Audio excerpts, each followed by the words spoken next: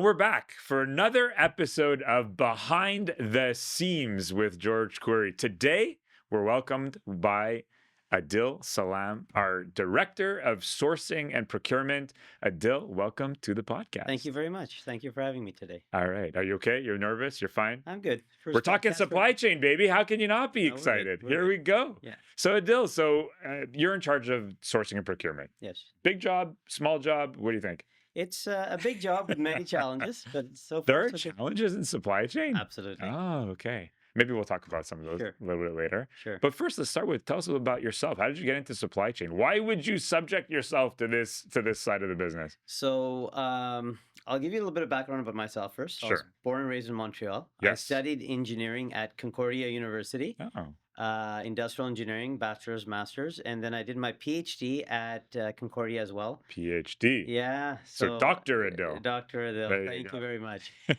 So that was at that time I was doing full-time student and Mhm. full-time employee. Okay. So I was at Bombardier Aerospace, and my dissertation was in target costing. So I made cost models for different aircraft components. Okay. And then that was my journey in aerospace. And then from aerospace, I went to pharma. So I was fortunate to work at some big pharmaceutical companies like Novartis, then Valiant, and Jubilant.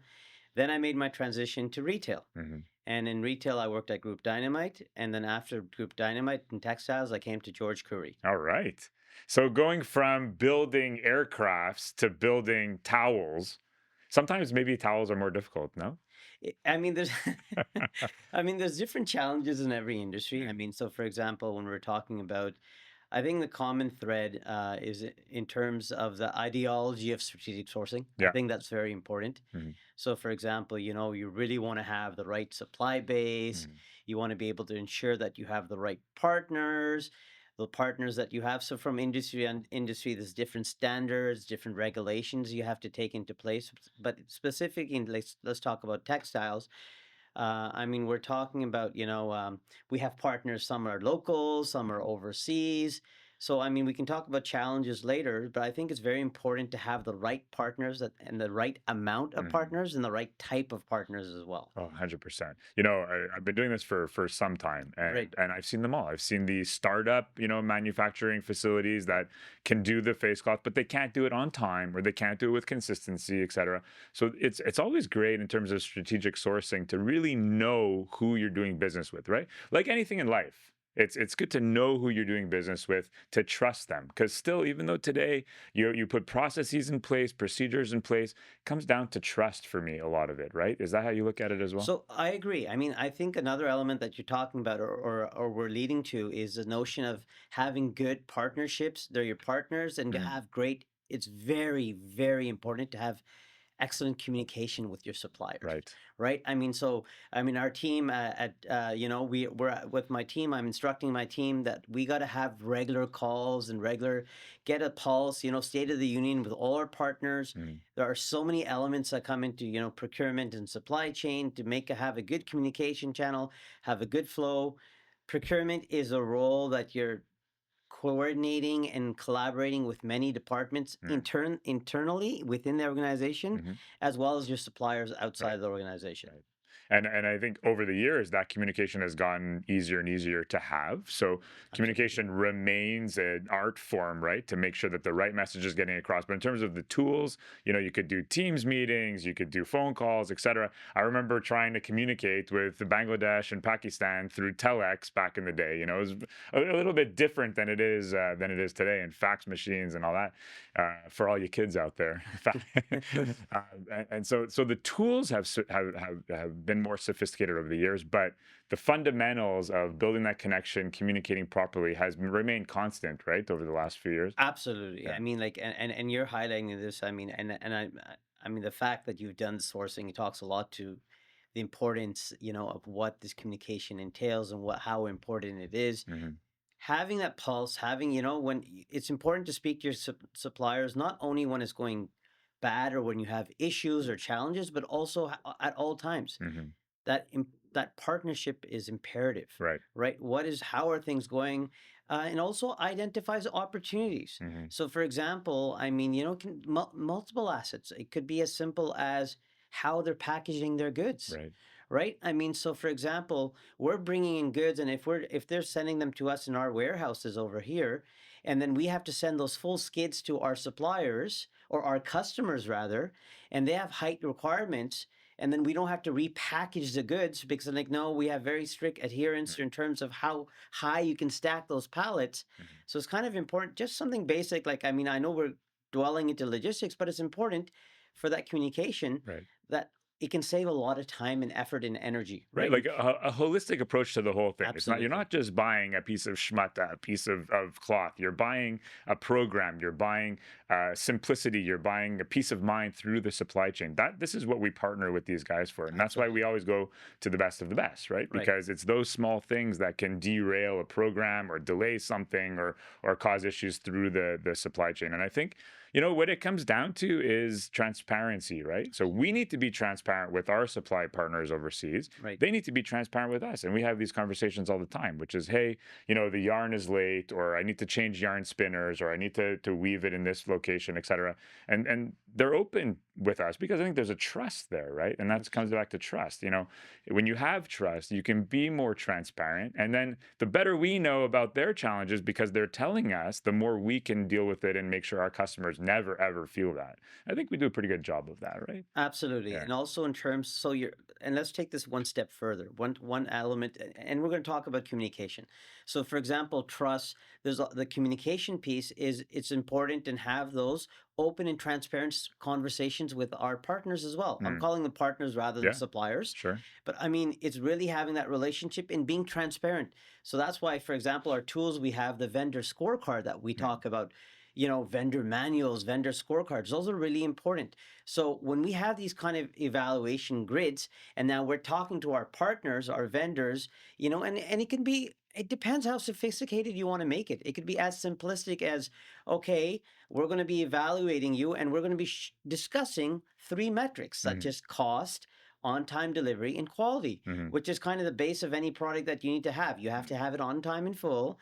You have to be making sure that we're competitive, so we're meeting our requirements, because obviously we can talk about the economy as well, mm, but also in terms of quality, right? I mean, so our textile industry, I mean, if you're going into hospitality, I mean, the hotels want to have their quality a certain standard of how we're going to be presenting it to their customers. mhm, And also in terms of, for example, if we're going into surgical or healthcare, mhm, I mean, the parameters are, it's imperative, right? mhm, That we're meeting the standards. We're meeting, so for example, if we're doing gowns for surgical, mhm, and there's different quality requirements, whether it's L4 or L2, what are the different specifications. So it's really important to make sure that our partners are adhering to those qualities, because they're obviously is very important. I mean, this is dealing with people's lives, mhm. right? So we have to make sure, the healthcare professionals, that there's no risk of contamination, and there's many things that come in the mix.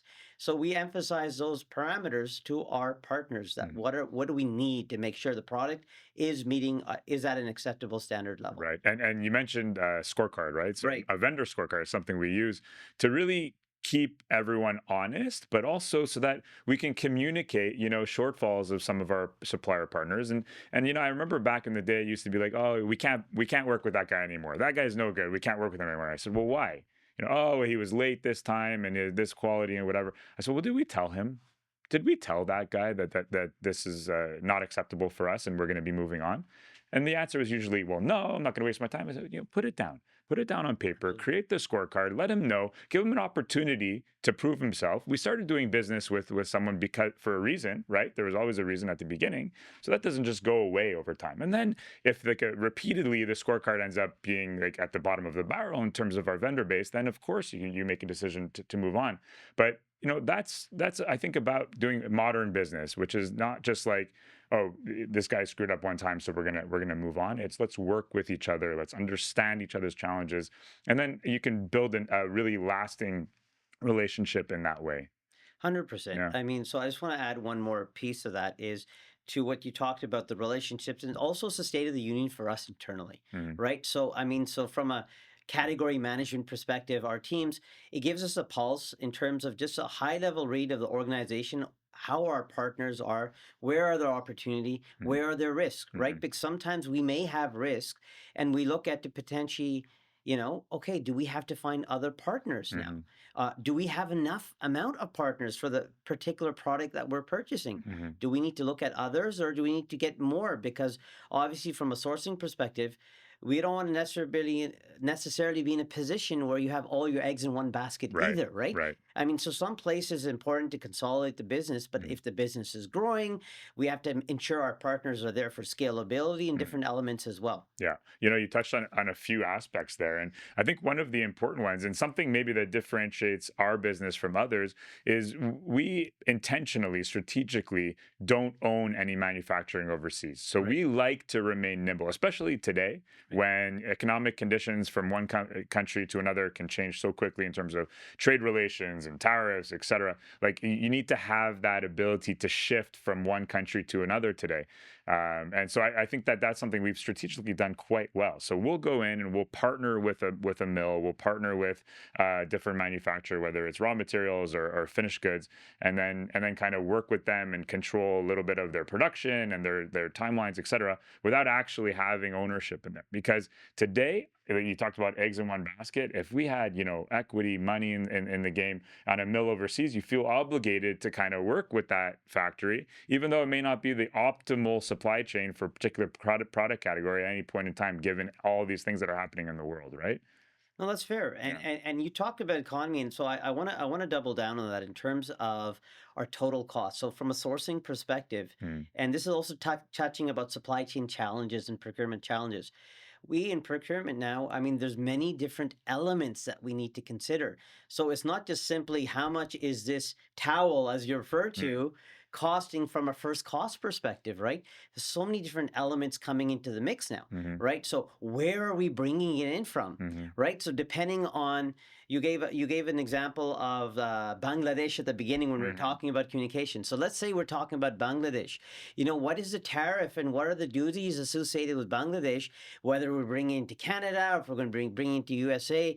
So the whole notion of total cost of ownership Right. is very important as Hmm. well. We really got to understand what are the different parameters, because if some places, where you have duties of 30% or it might go to 130%, Yeah. I mean, so I mean, what we're seeing today, I mean, that may make a astronomical impact in terms of our decision, and we need to understand that we can take a product from a particular country or a particular mill or Mhm. manufacturer that was profitable, but given all these dynamic, situations that are going in the market Mhm. today, it might make it a very unfavorable business proposition for the organization. Mhm. So all these different elements have to come in the mix Yeah, as well. you're so right. And then add on to that the necessity of having options for like secondary options, third options, so that if that does happen from one day to the next, I haven't checked Twitter since we started this podcast, so I don't know if anything has changed in the last 10 minutes here. But you never know, right? It can change on a dime. So you have to have that option in place, right? Our clients expect that. They don't expect us to just say, well, out of our control tariff. It's like, no, no, no. What is your contingency plan? You always have to have a contingency plan for every single product category, or else you can be stuck, not doing justice to your customer and having to scramble, and then that's where mistakes happen, right? And so, I've talked about this a lot in groups and in presentations I've done for the industry, which is it's not so easy to just pick up and change from one supplier to another or from one country to another.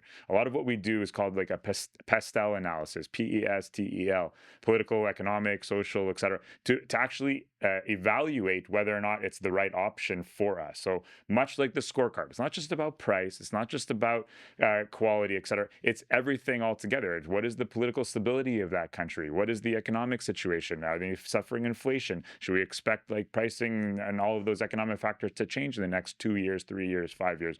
You can't just pick up and change from one day to the next, which is why it takes time to cultivate that vendor base, make sure it's mature enough that you can shift with confidence, given all these dynamic elements in the economy today. 100%. Yeah. I mean, so I'm going to build on that terms in terms of suppliers, right? Also our partners. And when you're talking about building them up, I mean, sometimes it takes a lot of time to make sure we're at the acceptable quality level as Hmm. well, right? I mean, so obviously, depending on our partners, you know this better than I am. You're running the sourcing. We're working very closely with our quality team. Hmm. We're going to be doing our pre-production inspections. We're going to be doing our inline. We're going to be doing our final inspections. There's many elements that have to come in terms of making sure we're at a position that we're comfortable with the supplier, especially if they're thousands of miles away from us, Exactly. right? And then the product, when it's ready, is coming on the boat. We don't want to be in a situation where we get the product, we're like, oh boy, what Oh are we yeah. gonna do with this? We got Oh, like 10 nightmares for skids. And like, what do we do that. now? I mean, Yeah. and then we lost, and potentially you don't want to be in a situation where you lost months Right. because it takes them a couple of months to bring it, to produce the products, few weeks even. I mean, if they're quick, but then also just to transport. I mean, it's just not feasible to bring it in by air freight. Yeah. It just costs too much. Yeah. And then if you're bringing by ocean, I mean, now, I mean, also talking about challenges, I mean, the variability in terms of even our 3PL partners.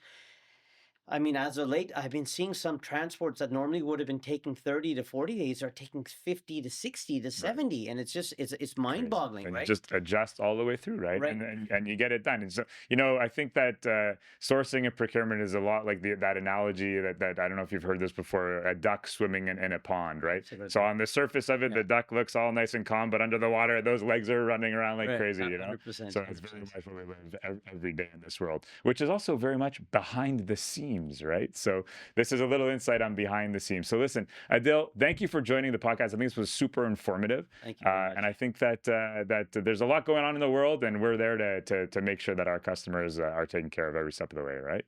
Absolutely. And thank you for having me All today. right. Excellent.